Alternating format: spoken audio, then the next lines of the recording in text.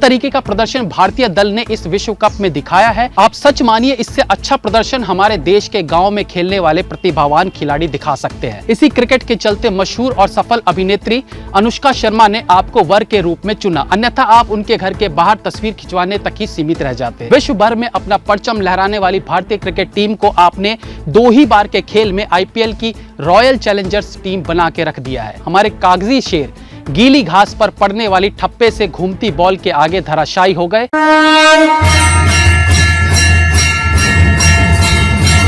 हार और जीत जीवन के 2 रूप हैं, ये बात 100% सत्य है। परंतु उस हार में यदि जीत के लिए संघर्ष नहीं दिखता है, जीतने की उत्सुकता नहीं दिखती है, अपने लक्ष्य के प्रति खिलाड़ियों का समर्पण नहीं दिखता है, तो उस हार के भी कोई मायने नहीं रह जाते।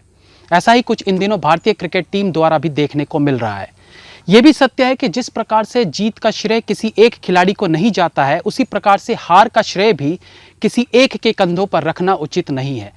लेकिन किसी भी युद्ध में सेनापति की एक अहम भूमिका होती है, जो अपने दल को एकत्रित कर उनमें जीत के लिए ऊर्जा भरने का काम करता है। और निसंदेह युद्ध में सबसे आगे और सबसे असरदार प्रदर्शन करने का कर्तव्य भी उसी का होता है। इतना ही नहीं, जब आप दुनिया भर में प्रसिद्ध हो जाते हो तो आपका दायित्व केवल खेल भर तक सीमित नहीं रह जाता, अपितु आपको अपने निजी जीवन में भी उदार तथा नियंत्रित रहने की आवश्यकता होती है। आपको इस बात का ध्यान रखना पड़ेगा कि आपके किसी कथन से आपका कोई प्रशंसक निराश तो नहीं हो रहा है, उन्हें दुख तो नहीं हो रहा है। यदि निजी जीवन में भी वो उदारता का परिचय देते हैं तो जिस तरीके की हार भारतीय दल द्वारा देखने को मिली है उसे लोग भुला सकते हैं। लेकिन यदि उल्टा चोर कोतवाल को डांटे वाली स्थिति आ जाए तो फिर आपका ईश्वर ही मालिक है।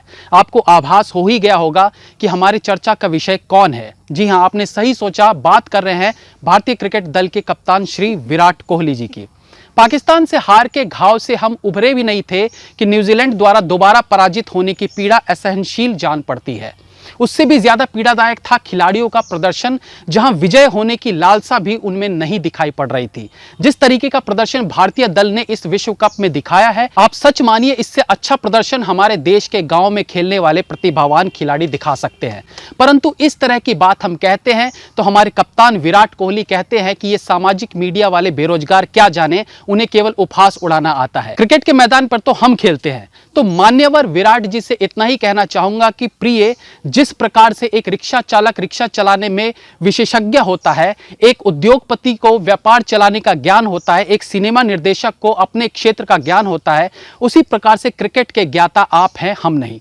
इस क्रिकेट के ज्ञान के चलते विश्व भर में आपको सम्मान मिलता है, ये आपका कार्य है। इसी के चलते आज आप 10 कंपनियों के स्वामी बने बैठे हैं। इसी क्रिकेट के चलते मशहूर और सफल अभिनेत्री अनुष्का शर्मा ने आपको वर के रूप में चुना, अन्यथा आप उनके घर के बाहर तस्वीर खिंचवाने तक ही सीमित रह जाते। इस क्रिकेट के कारण आज आप दीपावली पर पटाखे ना फोड़ने का ज्ञान दे पा रहे हो। आप इसलिए हम पर प्रश्न चिन्ह नहीं लगा सकते क्योंकि हम आपके खेल पर प्रश्न उठा रहे हैं।